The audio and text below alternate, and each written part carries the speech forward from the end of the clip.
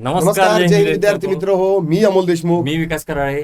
आरोग्य विभागासंबंधी आरोग्य सेविका या पदासंबंधी एक नवीन नियम अट शिथिल करण्यात आलेली आहे. ती काय आहे आज आपण या व्हिडिओमध्ये पाहणार आहोत. चला आता आरोग्य विभागातील जे आरोग्य सेविका पद आहे त्याच्याबद्दल काय आहे नेमकं ते पाहूया. तत्पूर्वी आपली आरोग्य विभागाची ही आरोग्य दूत बॅच 15 तारखेपासून सुरू होते. टेक्निकल आणि नॉन टेक्निकल दोन्ही पदासाठी आहे, राईट. आणि यामध्ये तुम्ही जे पुस्तक लिहिलेलं आहे ते पुस्तक पण असणार आहे. यांना म्हणजे टीसीएसच्या माध्यमातून आता आपल्याला आरोग्य विभाग जी भरती होणार आहे ती टीसीएसच्या माध्यमातूनच होणार आहे. पुढे तुम्हाला कळेलच. या पत्रकामध्ये उल्लेख आहे. आपण जो GR घेतो त्यामध्ये उल्लेख आहे. तर त्यामुळं जो पूर्ण ठोकळा आहे तुम्हाला बॅच मध्येच भेटणार आहे, जेणेकरून तुम्हाला दुसरं काही करण्याची गरज पडणार नाही. हे आपलं ऍप्लिकेशन आहे ई स्वयंचं. तुम्ही डाउनलोड करा. सगळी शिक्षक वृंद आहे. मी आहे, संभाजी सर, विकास सर स्वतः आरोग्य विभागात कार्यरत आहे. देन आपले ब्रह्मा सर आहेत, अजय सर, आर्यन सर, सगळी चांगली दर्जेदार टीम आहे. पण बॅच जॉईन करायच्या अगोदर डेमो पहा. जस्ट बिकॉज सर नोटिफिकेशन चांगले सांगतात आरोग्य विभागात म्हणजे चांगलं शिकवतील असं नसतं, राईट. चला येऊया आपल्या आजच्या सब्जेक्टकडे. पहा आता हे 30 जुलैचा हा GR आहे. सार्वजनिक आरोग्य विभाग तसेच ग्राम विकास विभागाच्या अखात्रित्यातील आरोग्य उपकेंद्रातील आरोग्य सेविका पद भरतीकरिता पात्रता निकष गुणांची मर्यादा शिथिल करण्यात आलेली आहे. आता आरोग्य सेविका हे जे पद आहे ते आहे ANM बेस्ड. ANM जो 2 वर्षाचा डिप्लोमा असतो आणि या बेसिसवर तुम्हाला आरोग्य सेविका होता येतं. म्हणजे आरोग्य सेविका हे पद महिलांसाठी आणि आरोग्य सेवक हे पद आहे पुरुषांसाठी. पुरुषांसाठी ANM करणं गरजेचं नाही. पुरुषांसाठी फक्त 12वी सायन्स असणं गरजेचं आहे. ही गोष्ट लक्षात ठेवा. आणि ANM आरोग्य सेविकेसाठी ANM करणं गरजेचंच आहे. त्यासाठी 12वी सायन्स असणं गरजेचं आहे. बरं, नुसतं 12वी सायन्सवर आरोग्य सेविकेचा फॉर्म भरता येणार नाही. ठीक आहे. चला आता हा जो GR आहे हा आहे 30 तारखेचा आणि यामध्ये सांगितलेलं आहे की येस आरोग्य सेवक हे पद अत्यंत महत्वाचे आहे, राईट. आरोग्य सेवक वाड्या वस्त्यावर जाऊन मुलांचं लसीकरण असो, गरोदर महिलांना जास्तीत जास्त सरकारी दवाखान्यामध्ये त्यांची पूर्ण प्रसूती होऊ देणं 100% त्यांचं काम असतं. आणि यामध्ये ग्रामीण आरोग्य सेवेच्या बाबतीमध्ये माता आणि बाल संगोपनाच्या दृष्टीनं गरोदर महिलांची नोंदणी सोबतच लहान मुलांचं लसीकरण आणि एकूणच ग्रामीण भागातला आरोग्य संस्थेचा कणा जर म्हणलं तर आरोग्य सेवेकडे पाहण्यात येतं.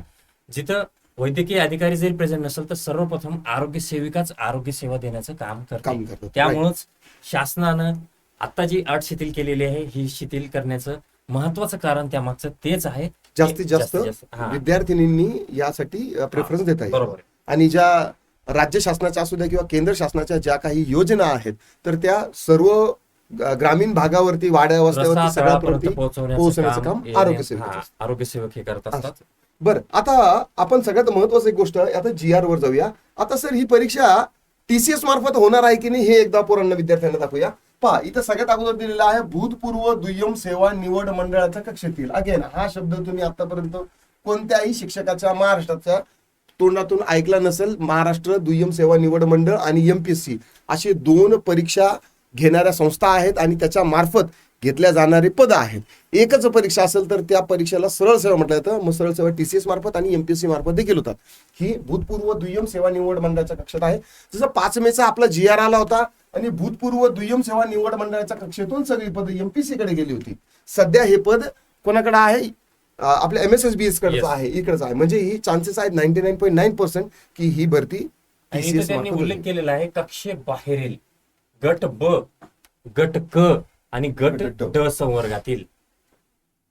पुढे पण आहे नामनिर्देशातील कोट्यातील पदे सरळ सेवेने भरण्याबाबत सामान्य प्रशासन विभागाने 4 मे 2022 रोजीच्या शासन निर्णयान्वये निर्गमित केला होता. आता हा मुद्दा जो आहे 2022 पासून विचाराधीन आहे.